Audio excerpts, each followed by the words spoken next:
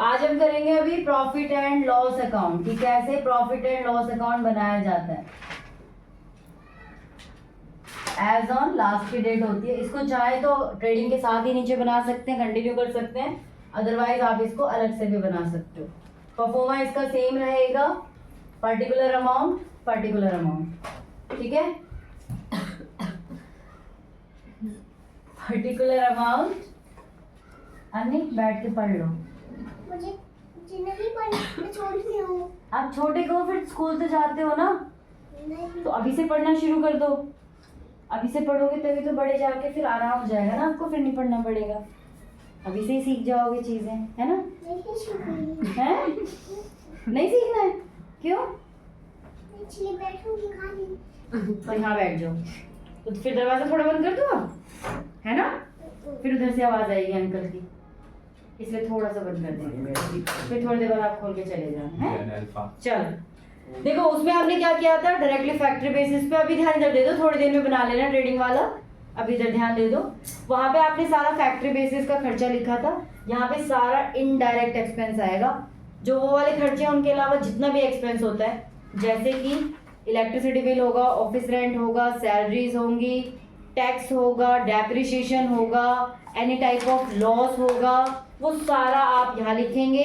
Commission जो भी payment करनी होगी, अगर कोई इनकम होती है तो वो आप यहाँ लिखेंगे, ठीक है। और एक चीज जो ट्रेडिंग से यहाँ आती है वो मैंने आपको बताया था, gross profit by gross profit.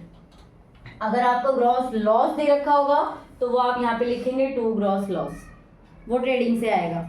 अब यहाँ पे जो क्वेश्चन दिया हुआ है ना, इसमें आपको डायरेक्टली गिवन है कि ग्रॉस प्रॉफिट हो रहा है। क्वेश्चन नंबर 11 पेज नंबर 1859 पे है। From the following prepare profit and loss account of Gurnam for the year ending 31 March 2023 as on 31 March 2023, ठीक है। इसमें बाकी सारी चीज देखें, सैलरी एंड वेजेस। अच्छा एक चीज ये ध्यान दे दीजिए, सैलरी एंड वेजेस होगा तो यहाँ लिखेंगे, वेजेस एंड सैलरी होगा तो ट्रेडिंग में लिखेंगे। मतलब वेजेस पहले आता है तो ट्रेडिंग में, सैलरी पहले आता है तो प्रॉफिट एंड लॉस अकाउंट में। तो यहाँ पे आप लिख देंगे टू सैलरीज एंड वेजेस, ठीक है। जब आप कंटिन्यू वैसे क्वेश्चन करोगे ना फुल फ्लेज वाले, तो वहां पे थोड़ा सा ध्यान देना है कि वेजेस आगे है या पीछे है। ये आपका दिया हुआ है 30,000। इसके बाद है commission paid, to commission paid. अगर यही चीज आपकी कमीशन रिसीव होती तो क्रेडिट साइड चली जाती। नॉमिनल अकाउंट है, debit all the expenses and losses, ठीक है। तो कमीशन पेड आपका 2000 यहाँ जाएगा। उसके बाद है postage and courier, to postage and courier, ये है आपका 1500। उसके बाद है इंश्योरेंस, टू इंश्योरेंस, ये है आपका 3000। उसके बाद है आपका interest paid, to interest paid, ये है आपका 4000। To carriage outward, to carriage outward 5000। मैंने आपको बताया था कि कैरियज इनवर्ड होगा तो उधर आएगा, आउटवर्ड होगा तो यहाँ आएगा। ऑन परचेज होगा तो ट्रेडिंग में जाएगा, ऑन सेल होगा तो यहाँ आएगा, ठीक है। रिटर्न्स वाला छोड़ के, रिटर्न्स वाला सेल्स रिटर्न, परचेज रिटर्न वहीं आता है। इसके बाद लिखा हुआ है एडवर्टाइजिंग, यहाँ लिखेंगे to advertising 10,000। Discount allowed, to discount allowed, ये नहीं जाना, 18,000। टू अब है रेंट रिसीव्ड, अब ये हमारी इनकम है तो वो इस तरफ आएगा, बाय रेंट रिसीव्ड 17,000। उसके बाद है इंटरेस्ट और इन्वेस्टमेंट, इन्वेस्टमेंट के ऊपर इंटरेस्ट भी आपको रिसीव हो रहा है तो वो भी हम यहीं पे लिखेंगे, बाय इंटरेस्ट ऑन इन्वेस्टमेंट 15,000, यहाँ लिख देंगे 15,000। उसके बाद है बैड डेब्ट्स। बैड डेब्ट्स हमारे लिए लॉस है, 2 बैड डेब्ट्स। और इन सब आइटम से आप लोग परिचित हैं, पहले आप सब पढ़ चुके हैं जर्नल एंट्री में। 9,000। इसके बाद है ट्रैवलिंग एक्सपेंसेस, 2 ट्रैवलिंग एक्सपेंसेस। क्या हो गया? 2 ट्रैवलिंग एक्सपेंसेस आपका आ गया 950। चल आगे इन्होंने दिया हुआ है the gross profit was 45% of sale, और सेल है हमारी 6.5 लाख की। तो आप अलग से थोड़ा सा 6.5 लाख पे 45% का निकाल लो।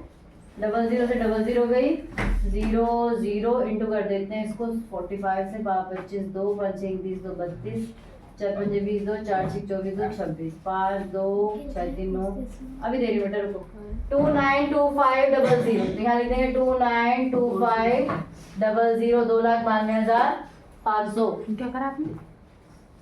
क्वेश्चन में ये दिया था हमें the gross profit was 45% of sale. हमें यहाँ पे क्या लिखना है? Gross profit.